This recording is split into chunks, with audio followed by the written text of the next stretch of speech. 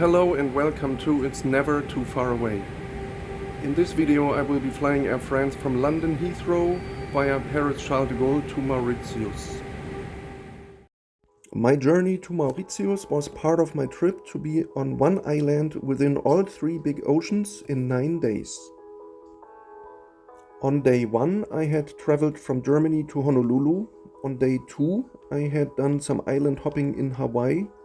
On day 3 I had left Honolulu on a morning flight to San Francisco, and on this current day 4 I had just arrived to London Heathrow on a late night flight from Los Angeles.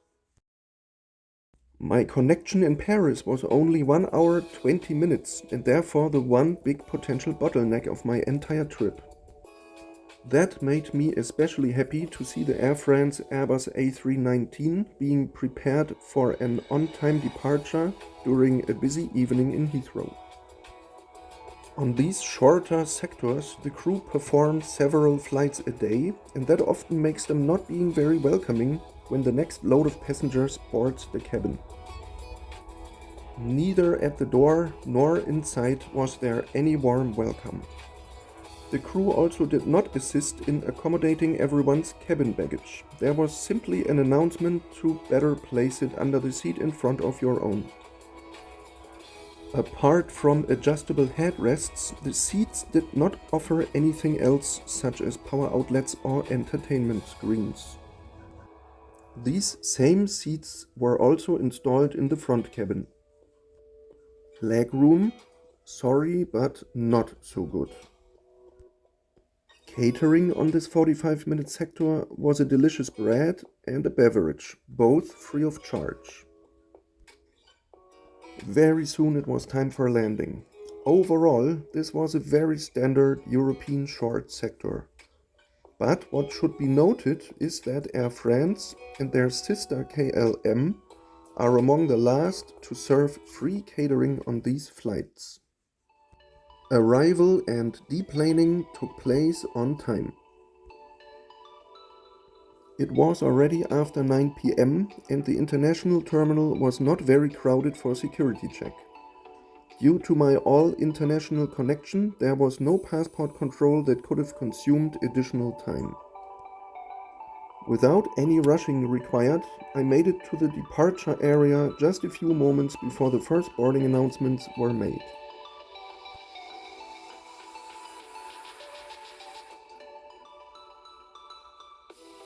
Obviously, this flight was full, like all my long flights on this trip.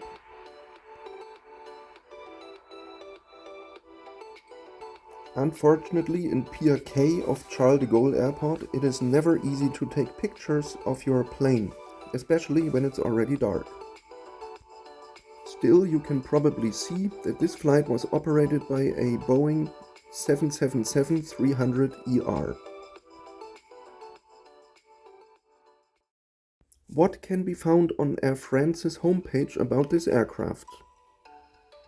First, they tell about how they constantly invest in new aircraft. It also said almost 1 year ago they had 408 planes, of which 160 were large. Continuing, there's a section that allows to see each aircraft type. You can select long haul, and then there's a section where each aircraft type can be clicked on.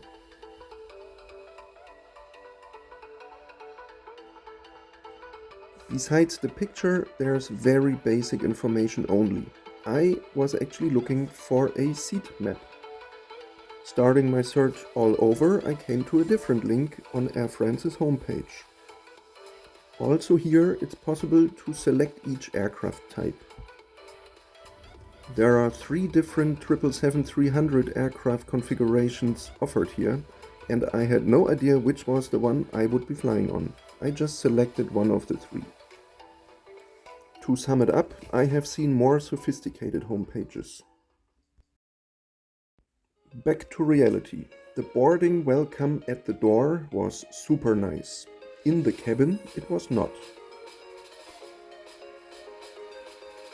The seat had an adjustable headrest.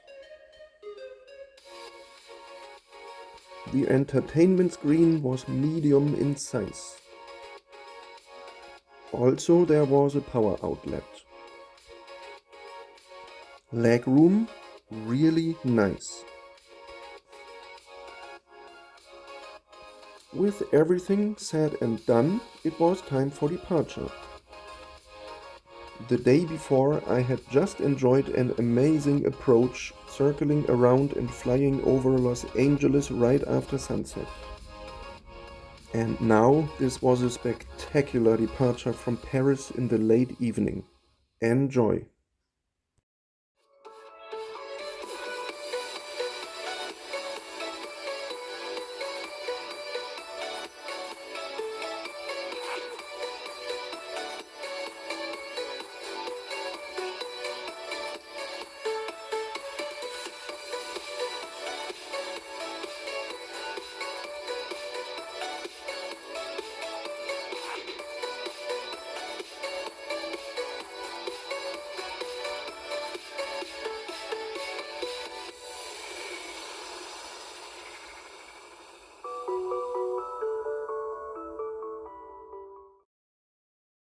Now that was great. Meanwhile, the screen indicated a flying time of 10 hours 20 minutes from here. Catering did not start with the first beverage service, but right away with dinner. And it was a dinner that made me happy. Very complete. With bread, butter and cheese, a very refreshing legumes salad, a very good main course of chicken with mashed potatoes and beans, and a tasteful chocolate mousse. There was even salt and pepper, a cheap product that several airlines are nowadays not including anymore. After the meal was finished, coffee or tea were offered. During dinner service, the crew attitude was very, very positive and friendly. For the following 8 hours, lights were turned off and there was no further service. The flight advanced and the next day started with a beautiful sunrise over the Red Sea.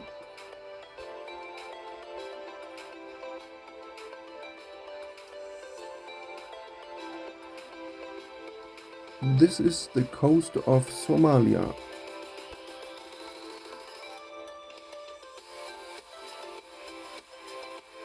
More hours went by, and by now we had reached the other side of the equator, cruising over the Indian Ocean.